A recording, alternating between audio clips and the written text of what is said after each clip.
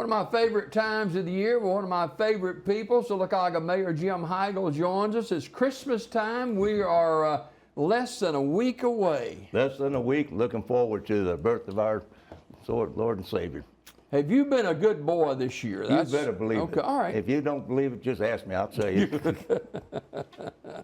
Oh, we always enjoy Mayor Heigl being with us, and he is a veteran of city political leading, and he has led our city, and you know, election is coming up, what, next year? Well, yeah, we'll start qualifying, you know, and somewhere around June. You given any thought to the next year?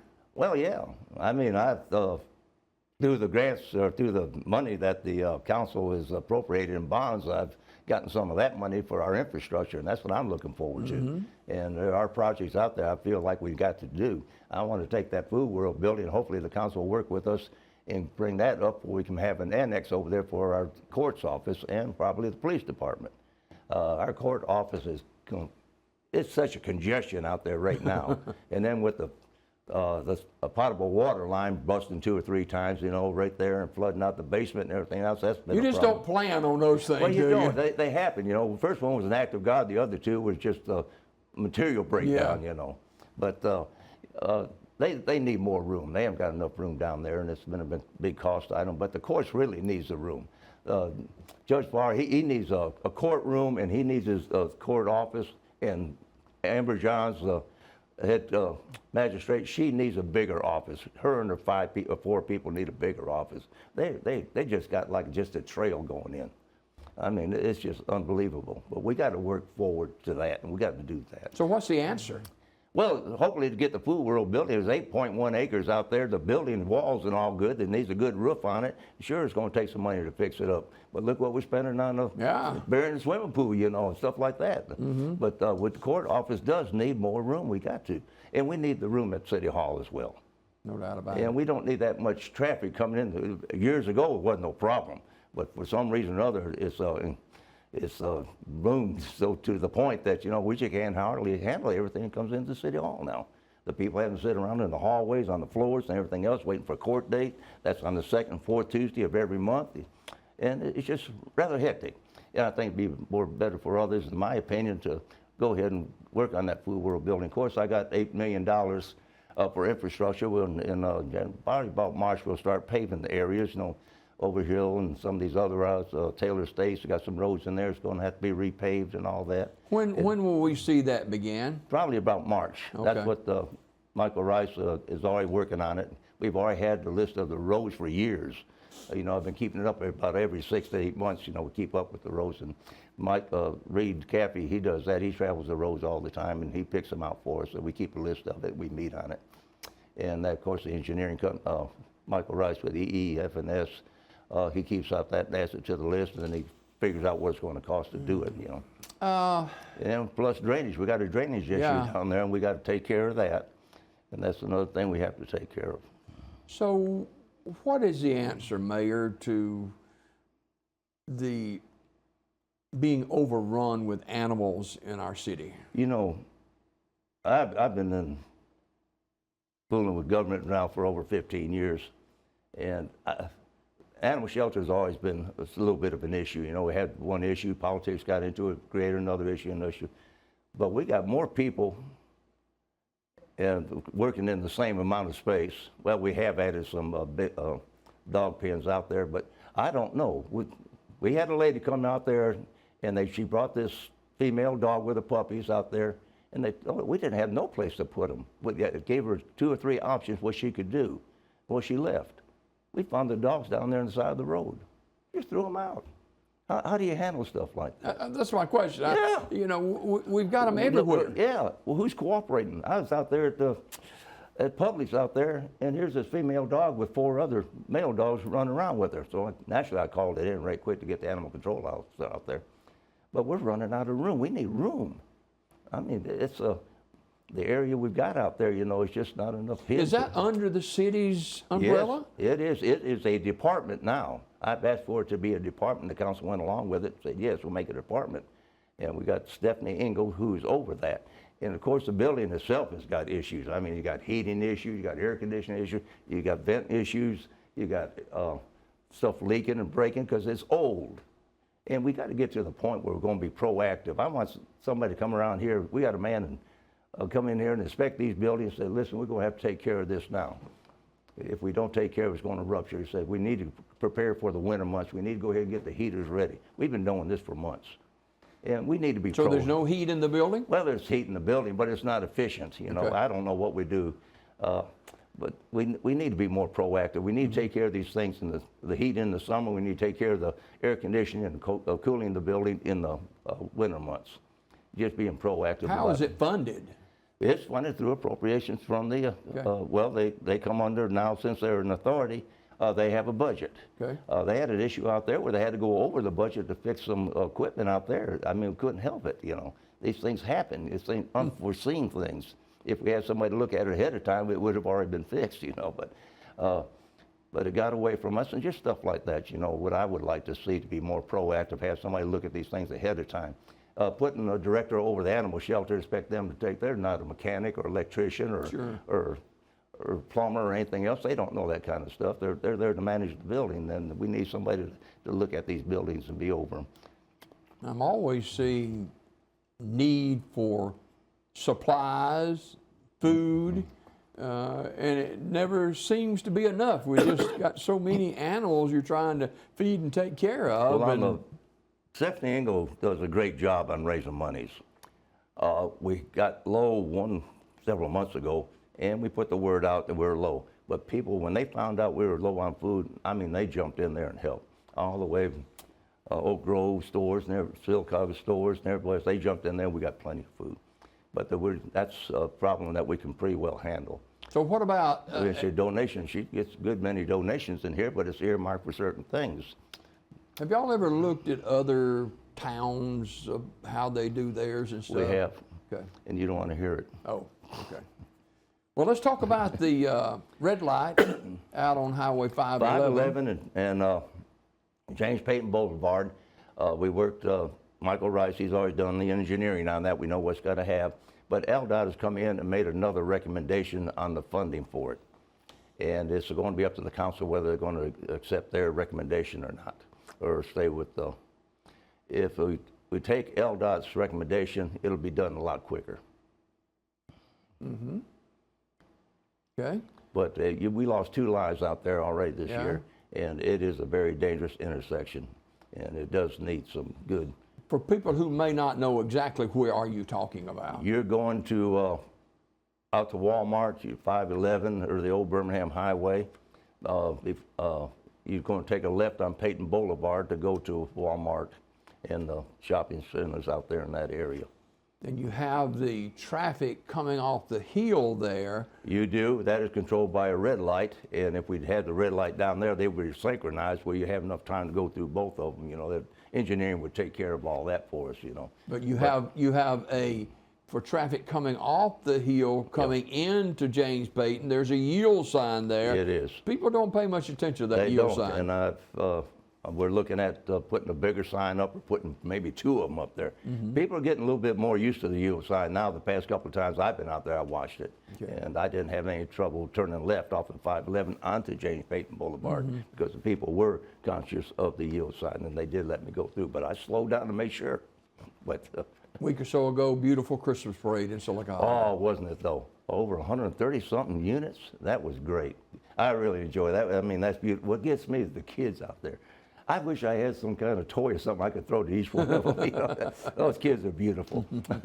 And they stood out there in that cold. They were all wrapped up, you know. So how are we with the calendar year closing quickly? How are we as far as our city council, the city of Sylacauga, as far as monies and as far as, I'm just going to say it how only way I know how to say it, getting along with one another? Well, we have to get along. We can't move. I mean, people's got their own opinions and ideas, but I have to go by the Alabama State Constitution. That's what I go by. I can't let my personal feelings get into this. We're governed by laws. We always have been. That's the only way we're going to succeed. for a city to grow, we have to bring in new business all the time. And that's what we've done over the past few years, brought new businesses in. Look, we got Publix and some of these finer other stores out there in 280. You got the Wharf's going to come in next month. We got Is that a done deal next month, maybe? well, yeah, from what they, you know, they were on the agenda this past Yeah. week, you know, and I think it's going to be all right Okay. with that. He left here and built another store somewhere else and then came back, you know, but he delayed himself on that. But we're going to get it, and people are looking forward to that. But that's how we make our city grow. And you look at downtown, I always thank Alan Sanders and his wife, what a beautiful job they've done with these old buildings. They know what to do, don't they? No, they do, and that's what you need, people like that to look at your city to help you make it grow. We probably look like Goodwater. I mean, if they hadn't been for them, what they've done in these buildings. That's beautiful, and what we've done with the fertilizations of companies in here and everything else, you know, it's people just work together and getting things done. Yeah, no doubt about it. But you have to work together. You're not going to get everything you want. I'm not getting everything I want, but of course, my ideas. Well, when are we going to start working together? We're not now. I don't know. You're going to have to look at the next election, I guess. That's, I don't know. I'm serious. You know, people see our stories and our quotes and stuff like that in other towns, and you know, we're kind of It's the embarrassing. laughing stock at times. Well, I don't doubt it. It's you need to be more respectful and understand what we're there for. We're there to serve the people of this city. We're not here to serve ourselves or get what we want. We're here to give the people what we can afford to give them. And there's certain things like the police and fire and all, we're obligated. We have to do that. Those are things that we have to budget and care for and take care of our people. I have to take care of the infrastructure of the city, the roads, the drainage, the fire protection, the police protection. And even being down 7 police officers isn't easy. Yeah. I mean, Rondell Muse, God bless him, he's been a fine chief, and he's handling it quite well, I must admit it. And we got cameras going up, making it a little bit easier on patrols, you know, where they can spot things. But we're just gradually growing, but you can't grow, but you're so fast unless you got the money to do it. And I can't move any faster with our departments unless I get the money from the council. Can you shed any light, Mayor, at all on, I know you love Little League Baseball, can you shed any light at all on our Little League Baseball debacle that's happening now? Not really. You know, Little League's been part of Sylacauga for what, 80-something years? Since the 50s? Yeah. No, since the 50s.